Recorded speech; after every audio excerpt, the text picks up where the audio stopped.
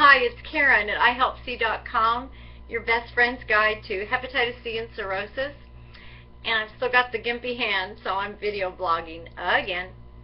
But tonight I wanted to talk about working on hepatitis C treatment. I came home from work tired tonight, and I took a little nap.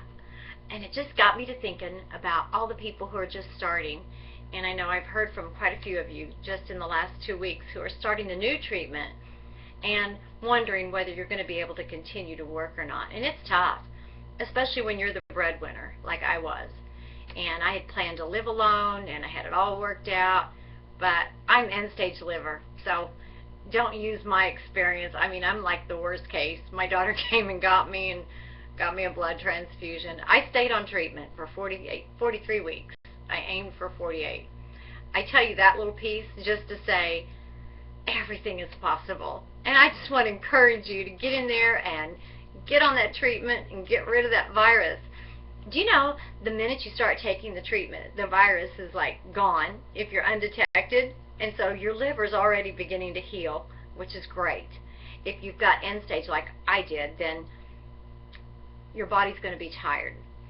I've got a couple of blogs on the website about my perspective of working and about a male friend's perspective of working. I've also got a blog about the decision to tell your boss or not. And I told one boss, and then I changed school districts, and I didn't tell the other. And so that piece of advice may be helpful to you. The main thing I'd like to talk about right now is what would be your best plan. And I want to drive home 2 points that I had a lot of things to think about, a lot of things I'd planned for, and then there was plan B and plan C and plan D. But the best things that I could tell you to plan for would be food and rest.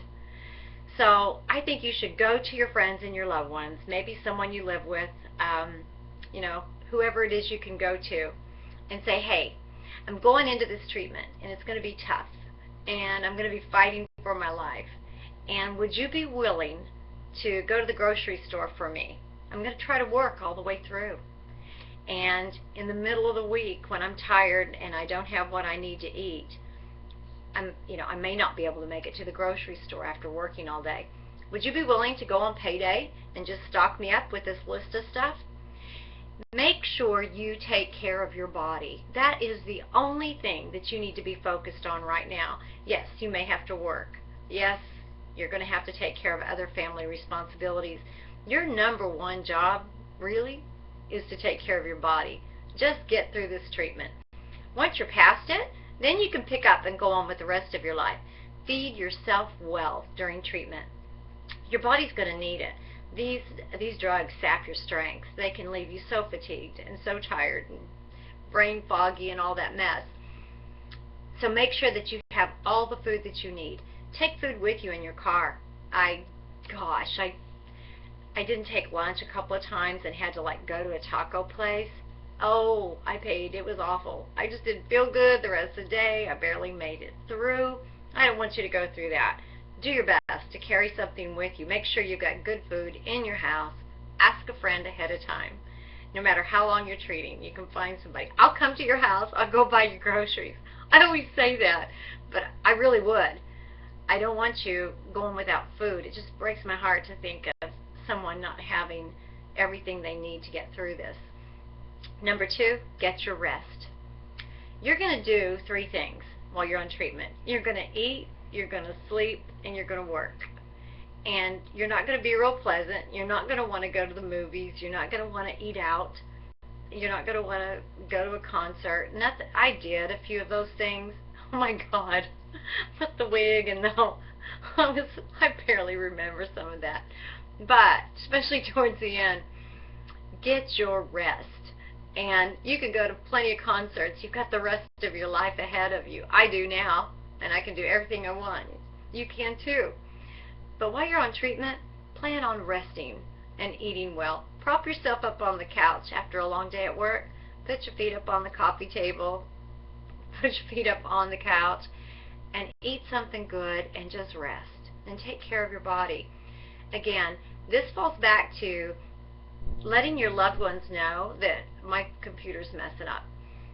Letting your loved ones or your family or friends know ahead of time, hey, I'm going to be dealing with this. If you're trying not to tell your boss like I did tell a coworker just in case I had a medical emergency, and I did. I had to have some transfusions, but only one person knew about it. Until I got out of the hospital that one time, I think they all figured it out. Zombie girl over here's got low blood levels, but the main thing is to I don't even know where I was going with that.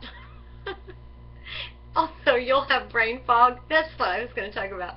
On the job, you've got to fake it. If you're in sales, or you have to greet the public, or if you're like the cable guy and you have to carry heavy stuff and go in and greet people, you're going to have to open those eyes and smile and make it work. Eat your protein bars, sleep in the truck if you need to. I did that more times than I can count. And you'll be able to make it. And that's my encouragement. Go to the blog. You can read more. And I'll probably make more videos. I don't know how to run this thing, but it's really fun, especially on a Friday night when you can't type. I'm your best friend in the battle. And I don't really know how